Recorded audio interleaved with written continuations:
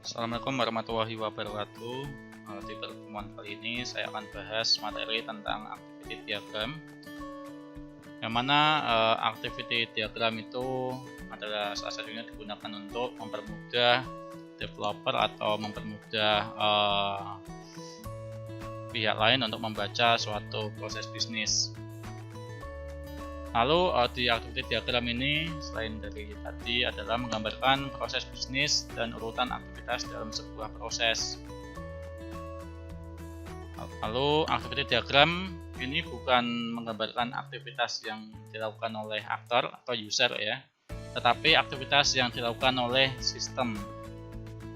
Jadi kalau kemarin kita sudah belajar tentang use case itu apa saja yang dapat dilakukan oleh aktor. Tetapi untuk yang activity diagram ini tidak.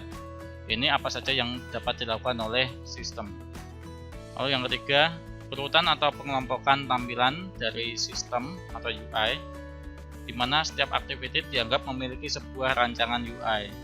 Nah, contohnya adalah di satu kelompok itu saya namai peserta, semisal di dalam kelompok itu ada tambah, ada edit, ada hapus, atau ada lihat, dan lain-lain. Lalu yang keempat, rancangan pengujian, di mana setiap activity diagram dianggap memerlukan sebuah pengujian yang perlu didefinisikan kasus ujiannya. Contohnya saya mau buat activity diagram terkait edit data. Edit data, semisal datanya benar, nanti hasilnya seperti apa, kalau datanya salah seperti apa. Kurang lebih seperti itu. Lalu ini adalah simbol-simbolnya. Yang paling atas ini adalah start point, ini harus ada kalau misalnya kita akan mulai menggambar, itu wajib ada ini. Lalu yang bawahnya adalah endpoint. Ini adalah ketika proses sudah selesai, nanti diakhiri dengan simbol seperti ini. Lalu di bawah ini ada activity. Ini adalah percabangan.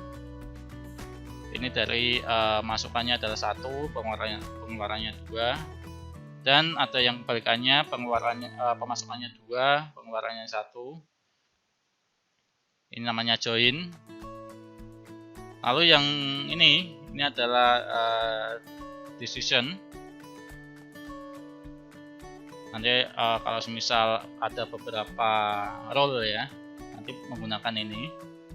Dan yang paling bawah adalah swimlane, sebuah cara untuk mengelompokkan activity berdasarkan aktor. Nah, kita langsung ke contohnya saja. Ini masih sama, contohnya di mesin ATM. Ini ada lihat saldo, withdraw cash, deposit fund, dan exit. Nah, ini ada layarnya. Layar pertama, masukkan PIN ya. Kalau misal berhasil, nanti akan terlihat menu utama, melihat saldo, transfer uang, mengambil uang, dan logout. Kalau misal saya mau melihat saldo, alurnya adalah klik yang nomor 1, nanti akan melihat saldo. Tapi kalau misal saya mau mentransfer uang, saya pilih nomor 2. Yang pertama adalah jumlah yang akan dikirim. Yang pertama adalah nomor akun penerima ya. Lalu yang kedua memasukkan jumlah uang yang dikirim. Dan kalau semisal datanya benar, itu akan ada notifikasi uang berhasil terkirim. Lalu yang ketiga ada mengambil uang. Mengambil uang itu yang pertama diminta untuk mengisi jumlah uang yang akan diambil. Kalau semisal uangnya cukup, yang dimasukkan cukup, itu nanti ada notifikasi uang berhasil diambil. Nah, dari contoh-contoh ini harus buatkan activity diagramnya. Jadi nanti ada melihat saldo, activity diagramnya seperti apa, lalu mentransfer uang, diagramnya seperti apa.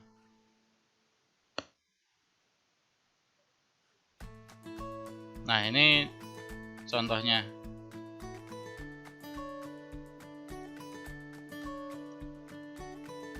Ini activity diagram memasukkan kartu.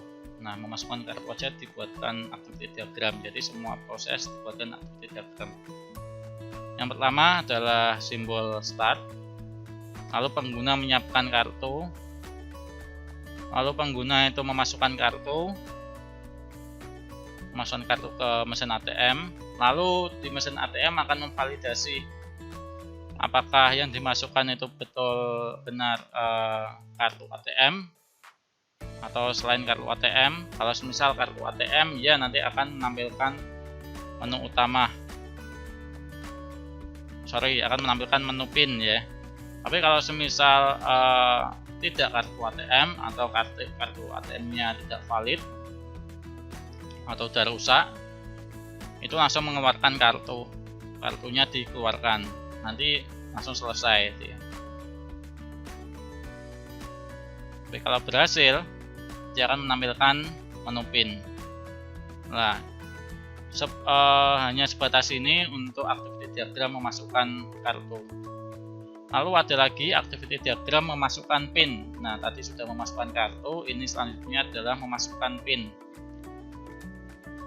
Kalau kita membuat flowchart yang selanjutnya, flowchart yang sebelumnya tidak perlu dituliskan lagi, sehingga di sini akan hanya melanjutkan. Di sini start, di bawahnya adalah memasukkan PIN. Masukkan PIN ke sistem akan memvalidasi PIN-nya. Kalau PIN-nya benar, dia akan menampilkan menu utama, lalu selesai. Tapi kalau semisal salah, di sini ada pilihan lagi, ada decision-nya lagi. Kalau semisal salahnya itu lebih dari 3 kali, maka dia otomatis kartunya diblokir. Tapi kalau semisal salahnya itu kurang dari 3 kali atau 3 kali ya, itu dia diminta untuk memasukkan PIN lagi. Nah, prosesnya seperti itu. Kalau semisal sampai kartu diblokir, nanti prosesnya sudah selesai.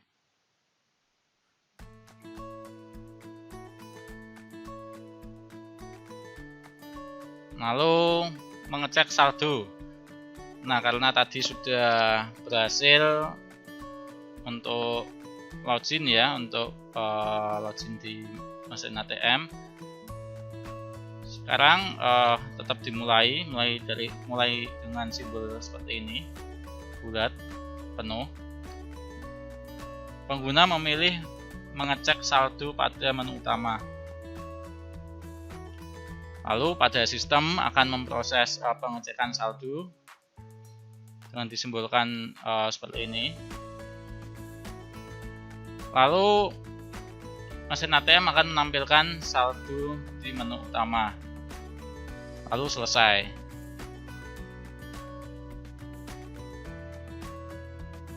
Selanjutnya ada activity diagram mentransfer uang. Nah, dari awal ini start, lalu memilih transfer uang di menu utama, lalu pengguna memasukkan nomor akun tujuan, lalu pengguna memasukkan jumlah uang yang akan dikirim. Nanti setelah itu sistem akan validasi data yang dimasukkan. Kalau semisal datanya salah, dia akan dikembalikan ke halaman yang memasukkan nomor akun tujuan.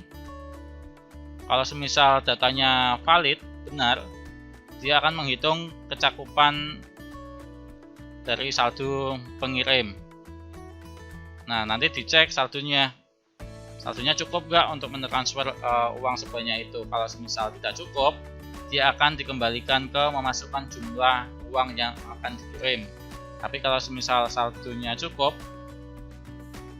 sistem akan langsung mentransfer uang dan selesai.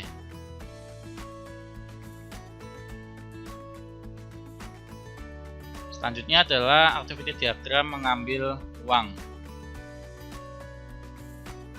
Start di pengguna.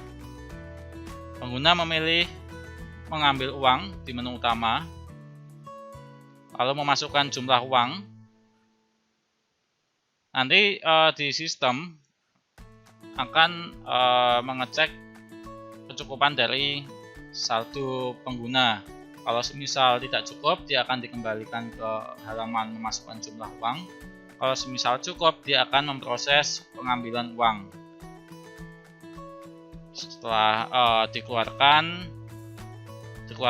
uangnya dikeluarkan oleh ATM, lalu pengguna mengambil uang yang ada di kotak mesin ATM, lalu selesai. Dan yang terakhir adalah activity diagram logout. Di menu utama ya, itu pengguna milih keluar, lalu mesin ATM memproses proses logoutnya. Selanjutnya mesin ATM akan mengeluarkan kartu dan pengguna mengambil kartu. Nah, di pembuatan activity diagram itu yang perlu diperhatikan adalah di sini ada start, itu wajib ada, dan end process. Nah, ini wajib ada. Kalau semisal ini di sini pokoknya ujungnya adalah end process ini. Kalau semisal di sini ada percabangan lagi ya, semisal ini ada activity. Nah, ini juga harusnya nanti akan dilakukan end process ke sini. Ini tidak, yang terakhir ini tidak boleh seperti ini. Nah, ini masih kosong, yang gantung. Nah, ini tidak boleh. Ini harus dilakukan end process. End prosesnya seperti apa? Nah, itu biasanya mengikuti proses bisnisnya. Jadi, semisal seperti ini.